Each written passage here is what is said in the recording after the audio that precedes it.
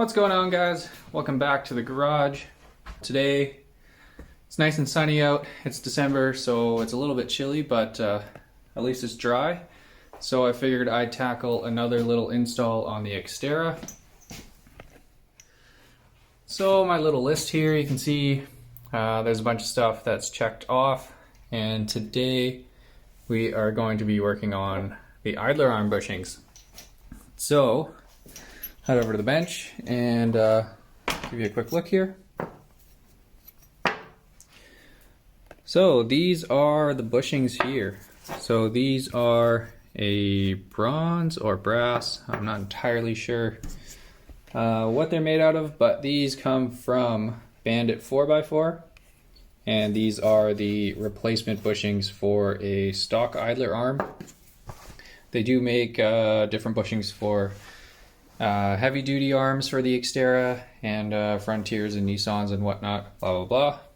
But these guys here are a nice heavy duty replacement for the bushings that go into the stock arm. Install these should be fairly straightforward. You can print off some instructions here. There's a tool list there. Pretty basic tools.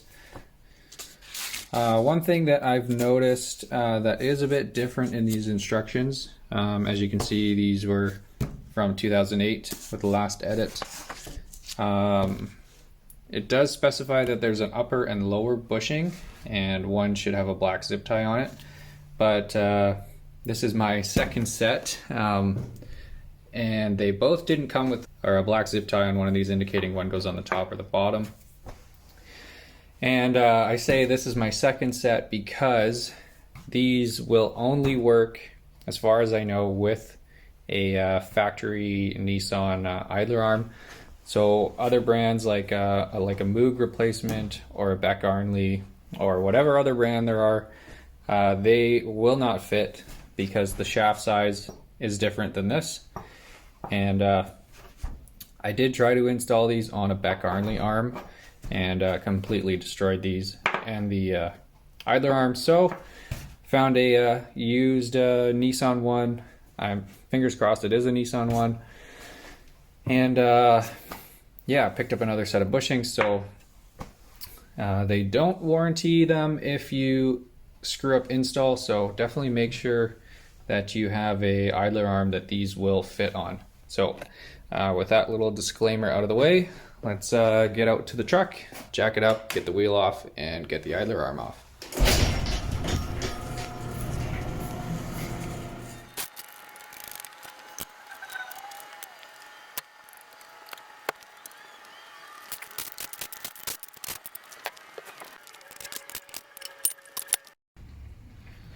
Alright, so now we got the wheel off.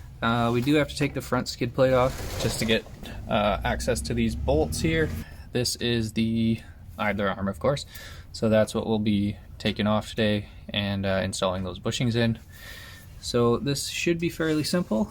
What you'll need to do is remove this cotter pin and this 17mm castle nut to free it from the center link, and then you've just got these three 19s here. These are through bolts, so you will have to put a wrench on the backside to get these nuts off, but other than that, that's pretty simple.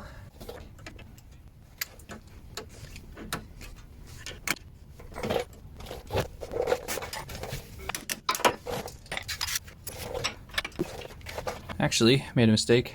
This one here is a 19.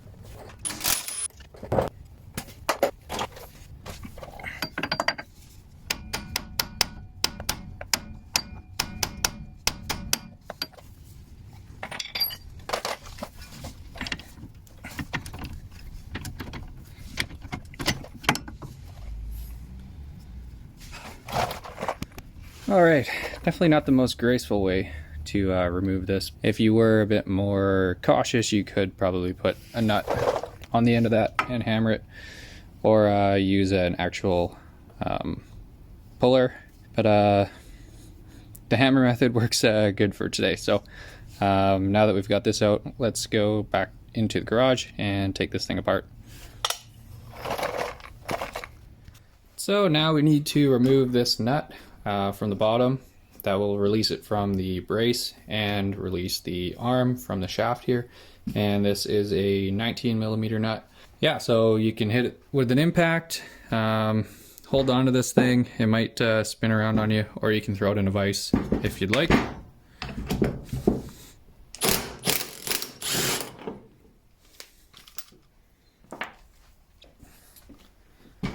Just like that. And that slides out like that. Next, this guy should just pull off of here. Yeah, just like that.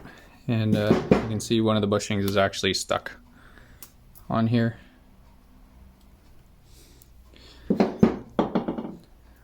So hopefully you can get a look at, sorry for the sun there, why these tend to fail. So these are just a sort of thin plastic. The stock arms are non-greasable, so this grease does go bad eventually over time, and this rubber seal tends to fail and lets dirt and debris in. You can drill and tap these for a grease fitting, or just use some good grease, which is what I'm going to do. I'm not going to bother with drilling and tapping it. I'm just going to put some good grease in there. Before we go ahead and install these bushings, we'll just give this a wipe down. Make sure that's all clean. Make sure there's no dirt, junk in there. You can hit this with some brake cleaner if you'd like.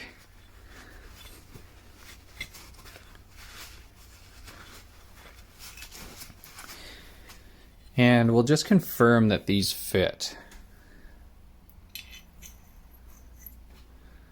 So, as you can see, those fit nicely. I wish I had the old one to show you, but essentially so confirmed that these do not work on a Beck Arnley arm. They'd get you about here and then stop, and if you try to hammer these on, you're just going to ruin these grooves inside here, I guess these grease channels, and you're going to damage the outside flange here. So if they don't fit on like this, stop, don't hammer them on. I've seen other people online, they've actually taken other aftermarket arms and just sanded this down just enough that these will fit on there, but that's going to take quite a bit of sanding, I think. You could possibly chuck this in a lathe and just machine it down just a hair. But honestly, if you don't have the skills or the equipment, just like I do, just source yourself a Nissan arm. So they should have markings like this. This one was used. I know they can be quite expensive, at least in Canada. So your best bet is to hit up the wreckers and try to find one of these. But now that we know that that fits, we will set this aside and get the oh, actually, so skip that step. So usually when these are new, these are extremely tight in here, and what you do is you get a drift or a punch or something just to catch the edge on the bushing there, just to tap it out, just lightly tap it and try not to score the inside of this. But as you can see, these are extremely worn and they just pop right out. So that saves us a step. So we'll clean this guy up, get all the old grease out of there, and I'll get the bench vise out and show you the next step.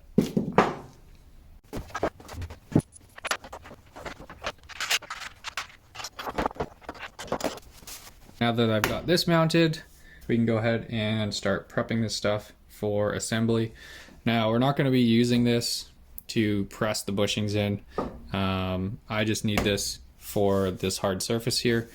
So you could use pretty much anything. They do also suggest that you use a shop press, but you can use a solid surface and a dead blow hammer to do this, which is what I'm going to do now. So we'll give these bushings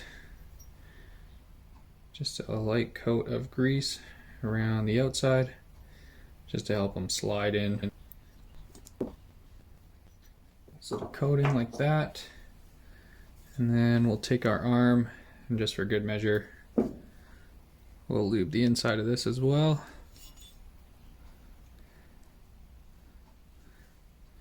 These will be tight, but we don't want them to get damaged when they get hammered in.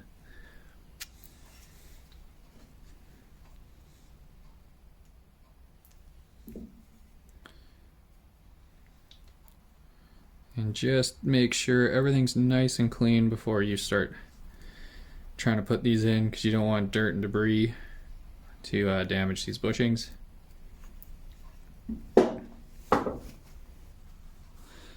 So essentially what we're going to do here is make sure that this is as straight as possible. Put this bushing in like so.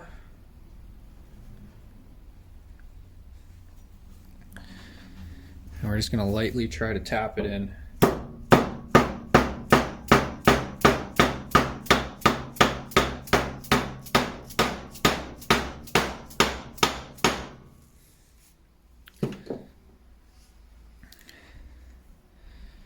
Just like that. It's actually not too bad once you get it started, but really make sure that it's straight and you're not putting it in crooked. So now we'll flip it over and we'll get the other side in.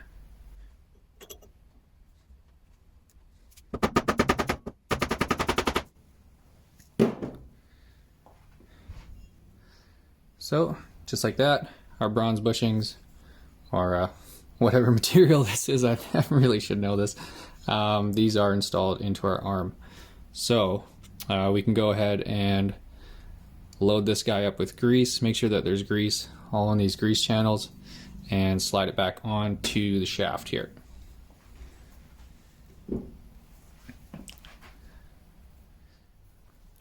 So when greasing this, if you are using or if you have drilled and tapped this for a grease fitting, for some reason it says you can basically use any good heavy duty grease. You know, something like this wheel bearing grease or whatever. As long as it's good quality, I don't think it's a huge deal, but it does say if you're just using a sealed arm like this with no grease fitting, to use like a Permatex synthetic grease with PTFE. So I've got a little bit here, and that's what I'm gonna do. We'll see how it goes. But yeah, we'll load this guy up with grease and get it back onto the shaft there.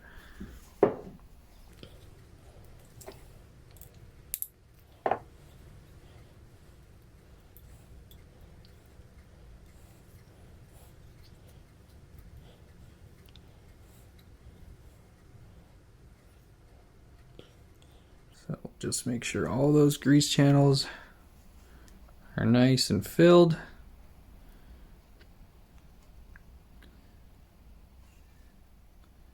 Which it looks like they are.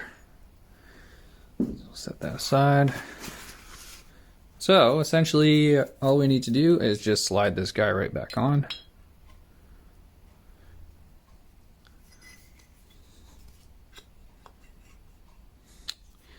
Just like that, and you're done. And I can already feel that this is quite a bit more solid than with the plastic bushings there. So we're back outside here, and getting this back together is a little bit of a puzzle. It kind of just has to fit together just right. But we'll start off here by getting the brace set up. And hopefully this will all sort of meld together.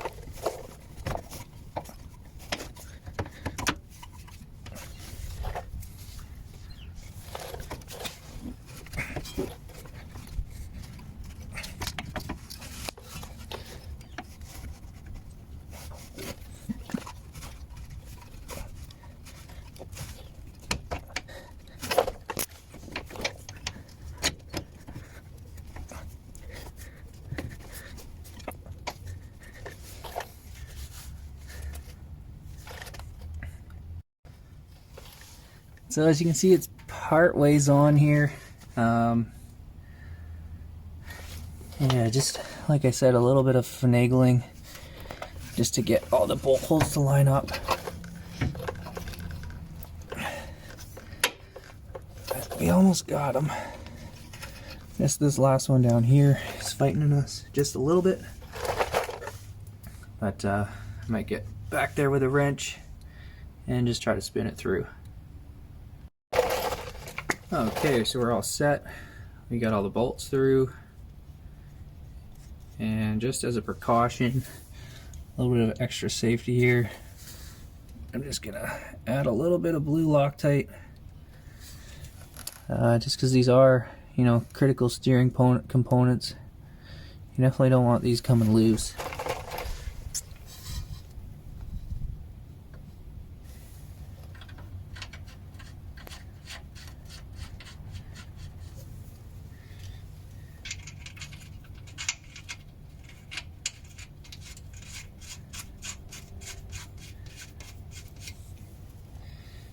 And we'll just get these guys all on, sort of finger tight, and then we'll kind of give them a final even torque down.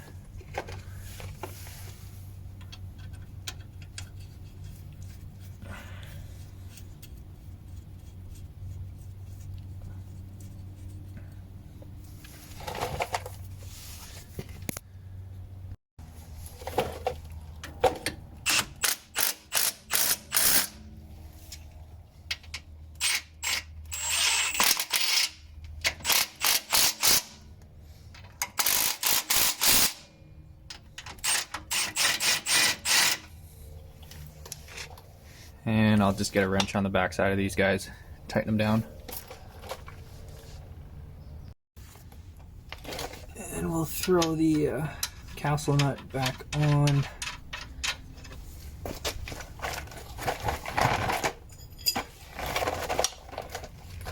And we'll give these guys all a proper torque down.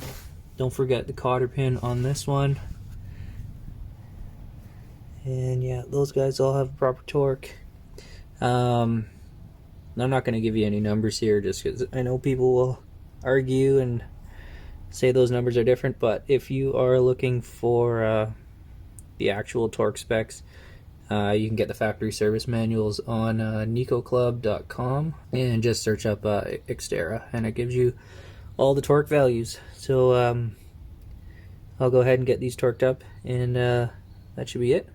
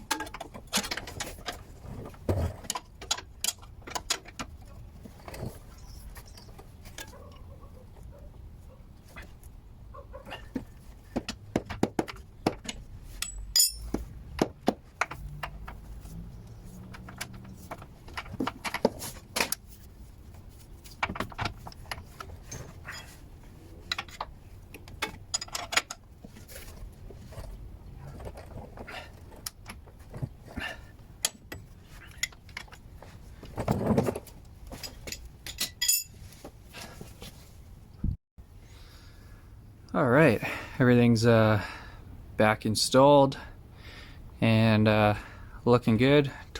Now, they do recommend that you check these nuts here after about 100 kilometers, or whatever that is in miles, just to make sure they haven't loosened off. But yeah, other than that, I think we can call this one done. Not too bad of a job. It is a little bit tricky to get all the bolt holes lined up and everything with this guy, but this is definitely a worthwhile upgrade if you do any sort of off-roading with your Xterra and you've got bigger tires. This will just tighten up that loose, sloppy feeling that I'm sure a lot of you guys are used to. But we'll get the tire back on and we'll turn the wheel and see how she feels.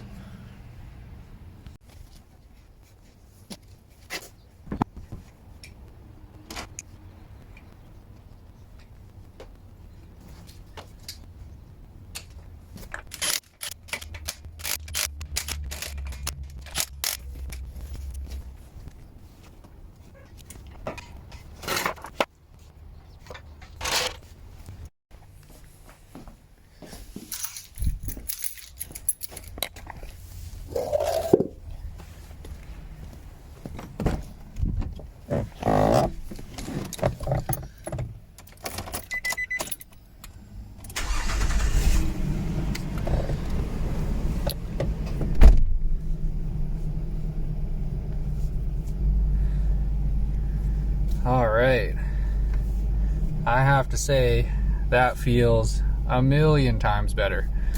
That got like rid of probably, I'd say at least 80% of the slop. So pretty much all that's left to do is replace that center link, and this steering should be tight, and it should last quite a long time. So yeah, overall, Bandit 4x4 replacement bushings for the stock idler arm. I'd say definitely worth it. This steering feels really, really good.